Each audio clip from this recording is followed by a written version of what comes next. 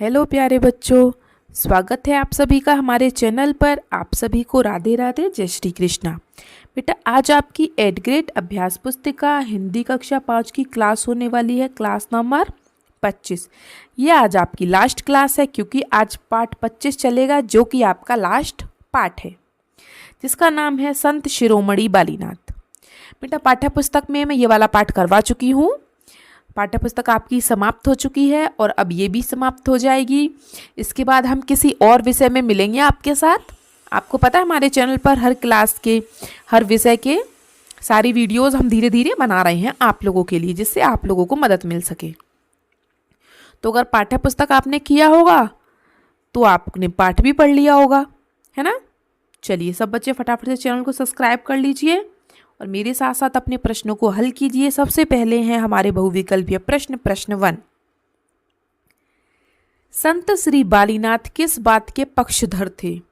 बेटा, वो चाहते थे कि परिवर्तन हो, परिवर्तन के पक्षधर थे।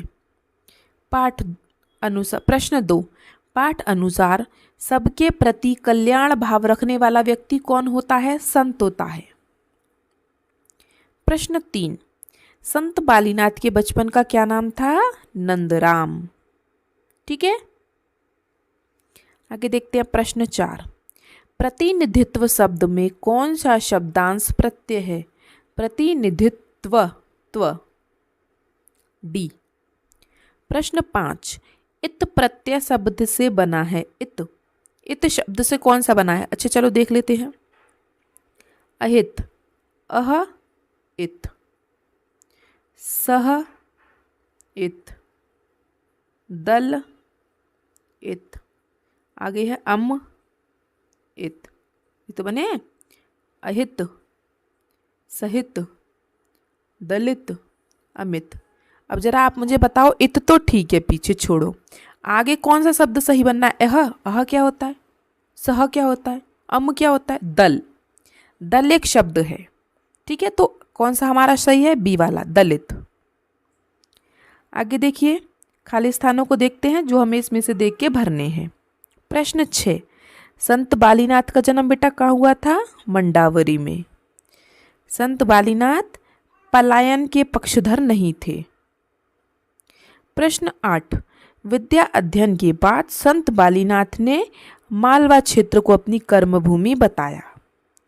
प्रश्न 9, संत बालीनाथ के संपर्क में आने वाले स्वहत अपने दुर्गुणों का त्याग कर देते थे।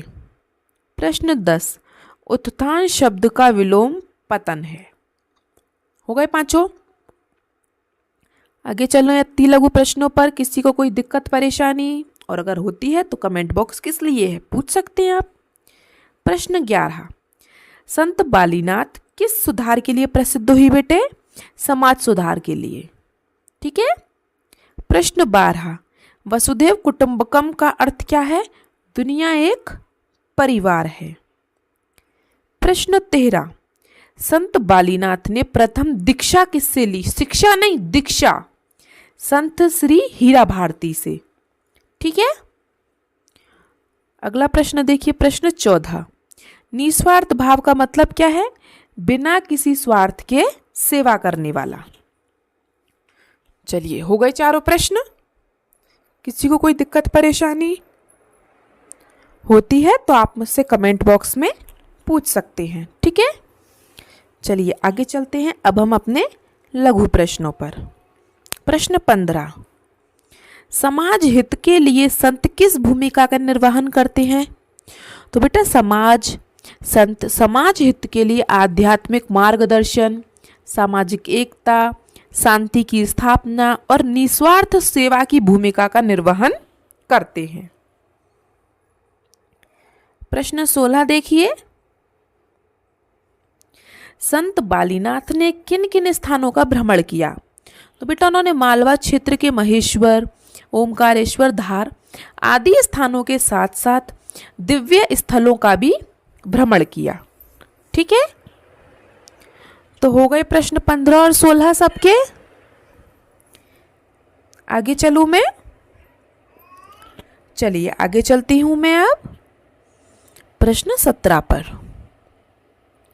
साधक नंदराम के किस गुण से प्रभावित होकर काशी के पंडा द्वारा उनका लालन पालन किया गया?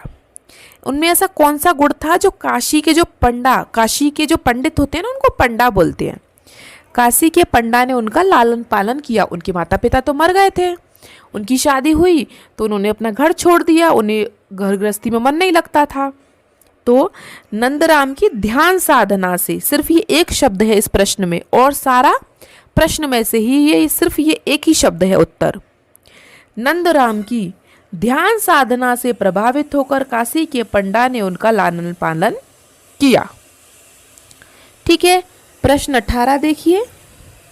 संत बालीनाथ के जीवन की उस घटना को लिखिए जिससे उनके अपने आप पर नियंत्रण रखने का पता चलता है। नियंत्रण मतलब कि मतलब उनमें कितनी सहन शक्ति है, हमें ये बताना है।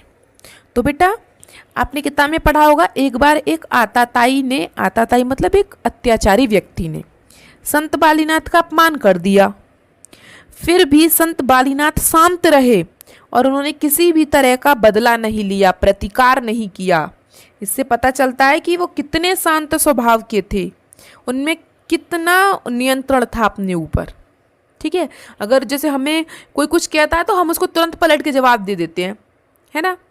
तो उनमें इतना नियंत्रण था अपने शरीर पर, उनका इतने अपने क्रोध पर, कि अगर उनसे किसी ने कुछ कहा तो वो शांत रहते थे। चलिए अब हम चलते हैं दीर्घोत्तरीय प्रश्न पर। प्रश्न 19। गुरु तुम्बीनाथ से प्रेरणा पाकर संत बालीनाथ किस दिशा में अग्रसर हुए? इस दिशा में किए गए कार्य लिखिए। तो बेटा जो गुरु तुम्बीनाथ थे उनसे प्रेरणा लेकर संत बालीनाथ समाज सुधार की ओर अग्रसर हुए। उन्होंने क्या किया? समाज को सुधारने की कोशिश की।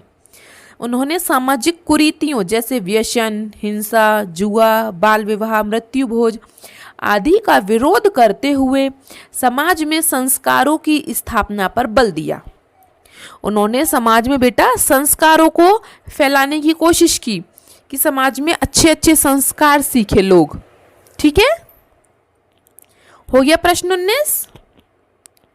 चलिए तो आज के लास्ट प्रश्न पर चलें, प्रश्न 20 पर। यह आपका लास्ट प्रश्न है, प्रश्न 20। संत बालीनाथ द्वारा सामाजिक क्रांति के रूप में कौन कौन से कार्य किए गए? अपने शब्दों में वर्णन कीजिए। क्रांति के रूप में, सामाजिक क्रांति। तो बेटा संत श्री बालीनाथ ने विशाल जन समुदाय की मानसिकता को परिवर्तित कर सामाजिक क्रांति का सूत्रपात किया। उन्होंने मतलब लोगों की जो मन में है उन्हें परिवर्तित कर दिया और क्रांति का सूत्रपात किया। उन्होंने शोषित पीड़ित जनमानस मतलब लोगों के लिए समर्पित भाव से सुधारात्मक कार्य किए, बच्चों को शिक्षित करने का प्रयत्न किया। तो ये सब उनके सामाजिक कार्य थे। ठीक है, चलिए हो गए सबके प्रश्न। किसी को कोई दिक्कत परेशानी और अगर होती है तो आप कमेंट बॉक्स में बेटा मुझसे पूछ सकते हैं।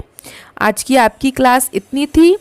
आपका पाठ भी खत्म हो चुका है, क्लास भी खत्म हो चुकी है। बेटा जाने से पहले एक बार हाइप ज़रूर कर दें और अपने दोस्तों के साथ लाइक शेयर सब्सक्राइब कर लें।